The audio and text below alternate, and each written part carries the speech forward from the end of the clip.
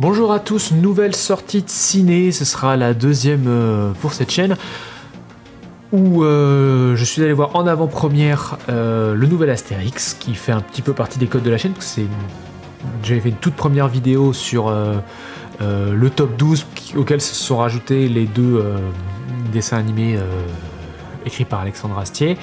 Et donc aujourd'hui, donc ça faisait un petit peu partie des codes de la chaîne et aujourd'hui on enchaîne avec l'Empire du Milieu. Je suis allé le voir en avant-première avec un ami aujourd'hui et sans spoiler, un petit débrief pour éventuellement, pour ceux que ça intéresse, et potentiellement guider leur choix vers le voir ou ne pas le voir. En préambule de cette avant-première, on a eu droit à un petit message de l'équipe technique nous remerciant de voir en avant-première et que une partie des ventes de billets de ce jour-là vont vers une association caritative. Et tout jugement subjectif, tout jugement est subjectif bien entendu, hein, on va peut-être revenir un petit peu là-dessus, mais de mon point de vue, ça me rassure un petit peu, parce que sinon je pars du principe que c'est vraiment 14 balles foutues à la poubelle. Ce film est immonde de A jusqu'à Z, et j'ose le dire, et je sais que c'est de la part de mon pote, c'est une opinion partagée, pire qu'Astérix aux Jeux Olympiques. Et c'est un sacré exploit. Ceci dit, je ne peux pas le confirmer à 100%, puisque ça fait pas mal de temps que j'ai pas vu Astérix aux Jeux Olympiques, Dieu merci, mais c'est quelque chose à vérifier, et donc soyez patients sur cette chaîne.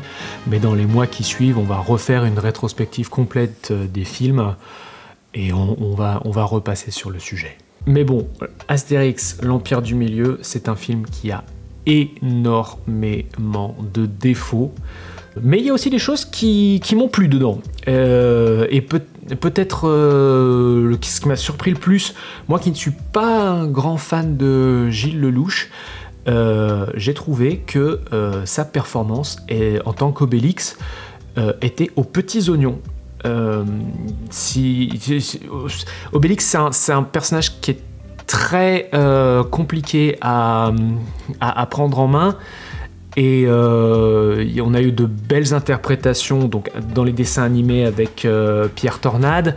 Je suis pas super fan des derniers films avec Guillaume Briat. Gérard Depardieu, je pense, tenait très bien le rôle. J'appréhendais un peu Gilles Lellouche, surtout que voilà, je suis pas fan de l'acteur. Et ben Gilles Lellouche en tant qu'Obélix passe super bien. C'est clairement la force de ce film. Après, l'écriture est un peu en dilettante, on y reviendra, mais sa gestion du personnage est très bonne. Et il a ce charme en tant qu'Obélix, ça passe vraiment très bien. Après, en tant qu'acteur qui je pense qui m'a fait forte impression, mais ça par contre mon pote était pas d'accord. Il y a Marion Cotillard dans le rôle de Cléopâtre qui je pense le trouvait très bien. La performance était très bien, l'écriture derrière était pas, alors sans dire que c'était mauvais, ce n'était pas à mon goût, mais en tout cas l'interprétation elle la tenait super bien, je trouvais. Au-delà de ça, il y a quand même un casting des superstars du moment. Ils sont là pour jouer leur propre rôle. Alors peut-être pas Guillaume Canet en tant qu'Astérix, on y reviendra aussi, mais Jonathan Cohen joue Jonathan Cohen, Ramzy Bedia joue Ramzy Bedia, et c'est un peu eux qui phagocytent le temps à l'écran, et après on a une foultitude de caméos qui jouent leur propre rôle et qui n'apportent rien. Il y a des personnages secondaires, on les enlève, non seulement ça rend pas la soupe pire, ça la rend même bien meilleure, et je pense notamment à Bruno Salomon. Bruno Salomon est très douloureux à regarder dans ce film, et il est très loin d'être seul, mais voilà, globalement vous regardez d'anciens humoristes, des acteurs. Globalement, vous regardez dans ce film des acteurs et des humoristes être eux-mêmes, Et ce qui fait que on se retrouve avec une foultitude de styles qui clashent régulièrement entre eux. Et ce qui fait qu'en fait, il n'y a pas de cohérence. Et le montage du film est dans cet effet-là. C'est-à-dire que ça va enchaîner des blagues et des blagues et des blagues et des blagues et des blagues et des blagues et des blagues. Ça s'arrête jamais. On peut en avoir 4, 5, 6, 7 par minute. Et ça va extrêmement vite. En fait, ils partent du principe que on va tirer à la sulfateuse et il y a forcément des coups qui vont faire mouche. Et alors malheureusement, moi personnellement, sur toute la foultitude de blagues, j'ai rigolé 3 fois. Et dans la salle, je vais dire, il y en avait une quinzaine. Une quinzaine sur facilement 350 gags. Entre 350 et 400 gags, il y en a 15 qui ont fait mouche. Le reste du temps, on était sur du silence et de l'inconfort. Et Astérix, c'est pas de l'inconfort, c'est pas forcément drôle, mais c'est toujours plaisant. Et là, ça l'est pas. Sans spoiler et sans trop s'attarder non plus sur le scénario, donc un jour au village gaulois, le personnage de Jonathan Cohen qui s'appelle Épine Maïs débarque avec une princesse chinoise et son garde du corps. Le royaume est en train d'être attaqué et du coup ils partent pour sauver l'impératrice. Ça c'est rien de nouveau par rapport à ce que les trailers ont montré.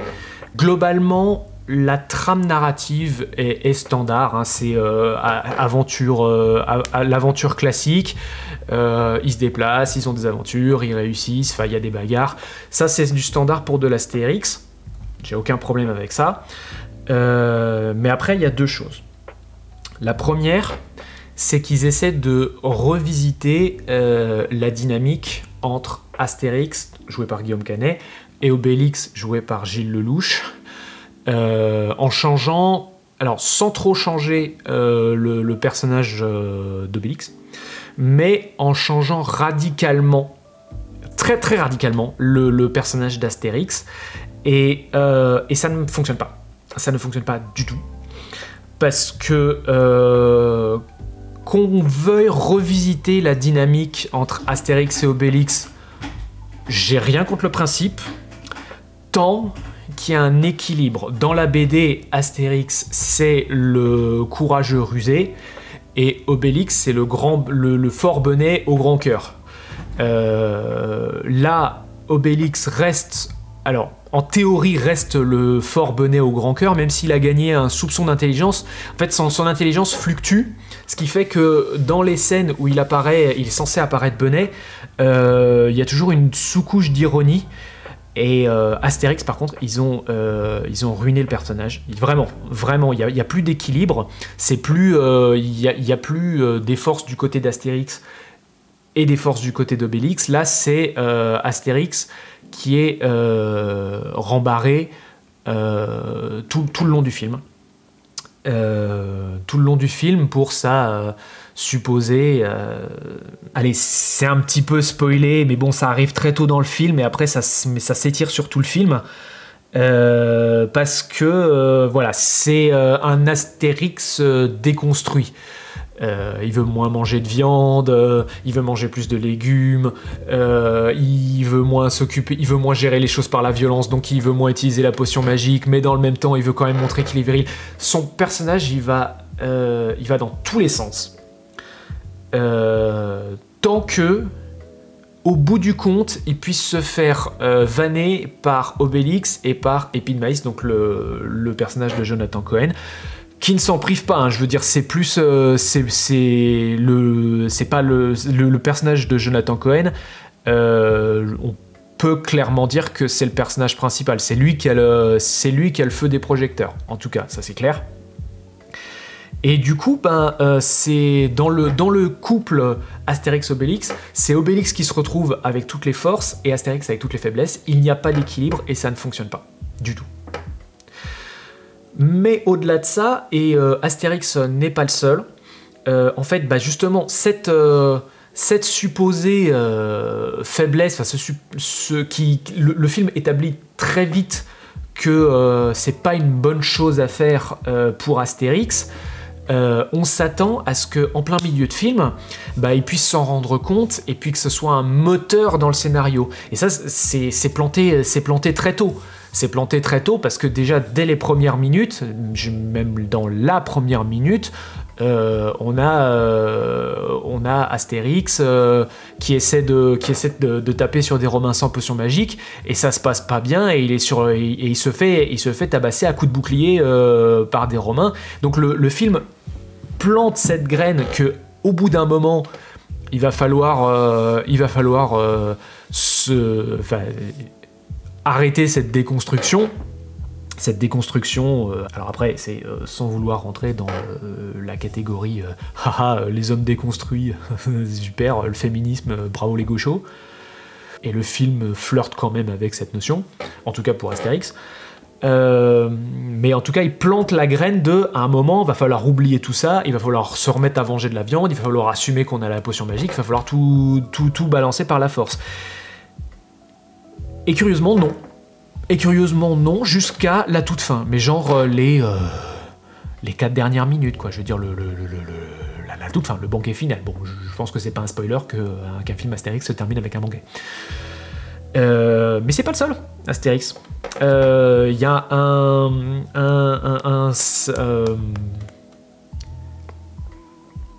il y a tout un pan narratif qui est mis en place aussi avec Obélix et Falbala. Falbala qui n'est pas dans le film tout en l'étant quand même. Et ça n'a littéralement aucun impact sur le scénario. On en retrouve, mais littéralement partout, des pelotes de fil qui on se dit ça aura un impact dans le scénario. Et puis en fait, non, tout est résolu à la fin, dans le banquet final, et tu te dis, mais... Non, ça ne fonctionne pas. Donc on est sur un scénario très mal écrit, extrêmement mal écrit, des personnages, alors les personnages qui sont censés être construits narrativement, donc c'est Astérix, c'est Obélix, et c'est tout. Mais qui sont inconsistants avec eux-mêmes. Tous les autres jouent leur propre rôle. Et du coup, ils sont des vecteurs de blagues plutôt que des personnages à part entière. Les blagues ne font pas mouche. Elles vont dans tous les sens. Alors, prenons un exemple de blague. Les jeux de mots sur les noms. C'est un standard du mythe d'Astérix. Mais on peut légitimement se poser des questions sur l'effort qui a été apposé à la franchise, parce que déjà, on a le retour de personnages qui portent le même nom que dans d'autres films. Je pense notamment au Centurion Antivirus, qui était déjà un personnage joué par Jean-Paul Rouve dans Mission Cléopâtre, et qui, je mets le temps dans l'Empire du Milieu, est joué par Zlatan Ibrahimovic. Donc, est-ce qu'on n'avait pas déjà grillé cette blague ? Et là encore, c'est moi qui pinaille. Mais alors, pour ce qui est des Chinois, en fait, par exemple, moi je prends deux exemples. Il y a un personnage qui s'appelle Banane, et il y a un personnage qui s'appelle Tofu. Mais, alors, à la rigueur, pourquoi pas ? Parce que si on le mettait dans une BD écrite par Goscinny, je le verrais écrit, alors que ce soit un petit peu raciste ou pas, est encore un autre débat. Mais par exemple, Tofu, ce serait écrit To-T-O-H-Fu F-U-H. Donc en exagérant, et quand je lisais les BD, c'est un peu comme ça que je le lisais, ça serait Tofu. Et pareil pour banane, B-A-N-H-A-N-H, Banhan. Et là, c'est vraiment non. Et là, il n'y a aucune inflexion qui est faite. Enfin, je veux dire. Alors là, pour le coup, c'est peut-être moi qui pinaille. Mais ça donne vraiment.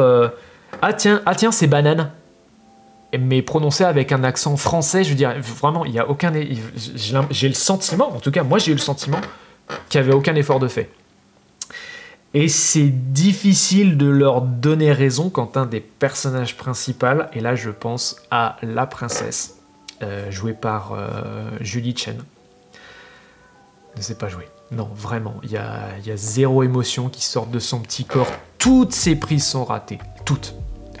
Globalement, le reste s'en sort plutôt bien, j'ai trouvé. Comme dit, pratiquement tout le monde joue son propre rôle, que ce soit Jonathan Cohen, Bruno Salomon, Ramzi Bedia, Thomas VDB dans un caméo, et dans un certain sens Zlatan Ibrahimovic. L'impératrice de Chine s'en sort très bien, même si une fois de plus c'est mal écrit, il y a pas de cohérence dans son personnage. Guillaume Canet, pareil, c'est très mal écrit, mais la performance est passable. Gilles Lelouch s'en sort très très bien. Pareil, son personnage est inconsistant, mais globalement bon, et son interprétation est super. Mais alors Julie Chen, ouf, oh putain, c'était vraiment très très douloureux.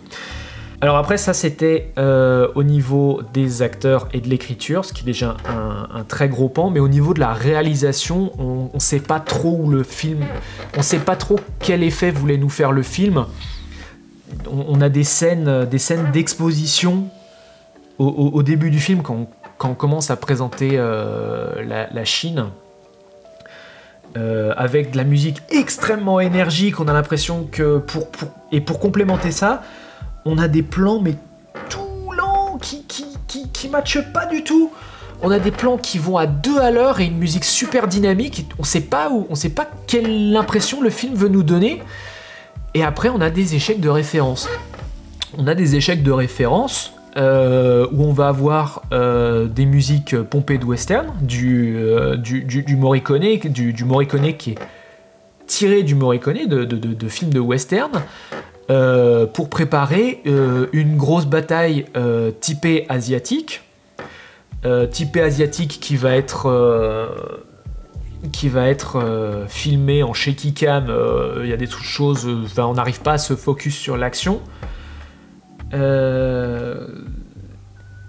Et en fait, on se dit, mais il y a un échec de ref. D'où tu sors une musique de western pour préparer un combat asiatique. Un combat asiatique qui reprend certains codes des films de kung-fu. Non, franchement, c'est un désastre de A jusqu'à Z. Non, il n'y a pas à chercher. En définitive, si j'avais à vous dire quelque chose, c'est vraiment, n'y allez pas. Même en réduction, même ce que vous voulez. Tout le monde a été invité à faire la grosse promo sur toutes les radios, sur toutes les télés, en disant que ouais, c'est pas mal. Non, c'est vraiment nul à chier. Et je rappelle, la vie est subjective, hein, mais la salle était stoïque. Je crois la plus grosse blague de tout le film, celle qui a eu le plus gros impact, est dans le trailer. Au moins, elle a fait rire toute la salle, moi inclus, hein, mais c'était dans le trailer. Globalement, le film est un gros désastre. Astérix est à mettre à la poubelle. César est à mettre à la poubelle. La foultitude de personnages secondaires. J'ai pas mentionné Manu Payette. Manu Payette fait du Manu Payette. Et ça marche pas. Et puis, il y a cet humour en décalage de l'univers d'Astérix. Dont il faut se poser la question, en fait. On part du principe que Astérix Mission Cléopâtre est le meilleur film Astérix. Ce que je pense, et c'est l'opinion qui fait consensus, mais l'humour dans Mission Cléopâtre est aux antipodes de ce que pouvait proposer Goscinny. Et à partir d'un moment, il faut se poser la question, est-ce que ça a pas teinté les suites parce que l'Empire du Milieu essaie de faire de l'humour décalé. Mais ça marche pas. Ça marche pas parce que l'humour des nuls n'est pas l'humour de Goscinny, et d'ailleurs Uderzo n'aimait pas du tout Astérix Mission Cléopâtre. mais Alain Chabat et enfin, le reste de sa troupe ne jouaient pas leur propre rôle. Ils jouaient un rôle avec des blagues des nuls. Et du coup, ça donnait un ensemble construit. Enfin, globalement construit. Il y avait des choses qui étaient un petit peu incohérentes, mais à 95%, la soupe était cohérente. Les blagues étaient décalées, mais elles avaient tout ce même ordre d'idées, de cette même légèreté des nuls. Et globalement, l'expérience restait plaisante. Et les blagues... alors, les blagues ne faisaient pas mouche pour tout le temps. Je connais des gens qui sont imperméables à l'humour des nuls, mais ils restaient sur cette aventure bon enfant. Et là, c'est pas le cas du tout. Là, les blagues, il va y en avoir, elles sont en décalage, mais elles sont à plusieurs niveaux, et les personnages, ils sont pas construits. Les personnages, ils sont pas construits, déjà parce que la moitié jouent leur propre rôle, donc ils sont juste là à balancer de la punchline et de la vanne à 100 à l'heure. Et les autres personnages sont inconsistants entre eux. Enfin, sont inconsistants avec eux-mêmes, pardon. Et du coup, il n'y a pas de fondation. Il n'y a pas de fondation, donc il n'y a pas de fondation, on peut pas construire quelque chose dessus. Mais en fait, il y avait des choses à construire avec tous ces personnages, si tant est qu'on s'accrochait un petit peu au concept. L'impératrice de Chine qui parle de temps en temps avec de la maxime pseudo-philosophique à la chinoise un peu cliché. On aurait pu se cantonner avec ça jusqu'au bout et qu'elle ne parle uniquement, enfin que comme ça. C'est César qui est dans un ego trip, qui est dans un ego trip narcissique pour atteindre son objectif. Ça, globalement, c'est bien respecté, mais alors les blagues vraiment sont très très très douloureuses. Et de temps en temps, en fait, pour justifier son écriture, il va citer des textes de Johnny. Est-ce qu'on n'aurait pas pu pousser le vice ? Non, chaque fois, on a l'impression que on laisse les acteurs aller vers la facilité. On laisse les acteurs qui sont supposément construits, qui ont besoin d'une construction, s'arrêtent. Enfin, il y a pas d'idée motrice derrière. Et tous ceux qui jouent leur propre rôle, bah, ils vont juste faire de la punchline. On a parfois l'impression que c'est de l'improvisation. Donc voilà, non, je regrette. Astérix l'Empire du Milieu est très mauvais, est extrêmement mauvais, et je vous déconseille d'aller le voir. C'est vraiment, je suis catégorique là-dessus, hein. C'est de l'argent jeté par les fenêtres. Voilà, ce récap d'avant-première s'achève ici, avec beaucoup de déceptions. Moi le premier, hein, vraiment. Enfin voilà, je m'attendais vraiment pas à ce que ce soit potentiellement pire qu'Astérix aux Jeux Olympiques. C'est une grosse déception, même si je vous avoue, j'étais pas super confiant sur ce film, mais je me laissais potentiellement surprendre. Ben, là, j'étais surpris en mal. Voilà, ben, je vous remercie d'avoir regardé jusqu'au bout. Je vous laisse le choix de, si vous choisissez de le regarder, de mettre vos impressions en commentaire. Moi, personnellement, je vais essayer d'aller plus souvent au cinéma. Bon, alors sur des thèmes qui sont chers, qui me sont chers, donc bah, il y aura le remake de La Petite Sirène qui arrive. Il y aura Super Mario, le film Super Mario, donc je suis un petit peu inquiet, mais là je pense que c'est plus de l'appréhension de ma part qu'autre chose. Donc voilà, donc si ça vous intéresse, vous savez quoi faire, hein, abonnement, tout ça. Et du coup, bah, on se voit la prochaine fois. On a un épisode, un nouvel épisode qui est un peu long à se mettre en place, un peu plus long que j'avais prévu, mais il va être assez croustillant. Donc voilà, si vous voulez pas rater ça, vous savez quoi faire. Voilà, sur ce, je vous souhaite une bonne soirée.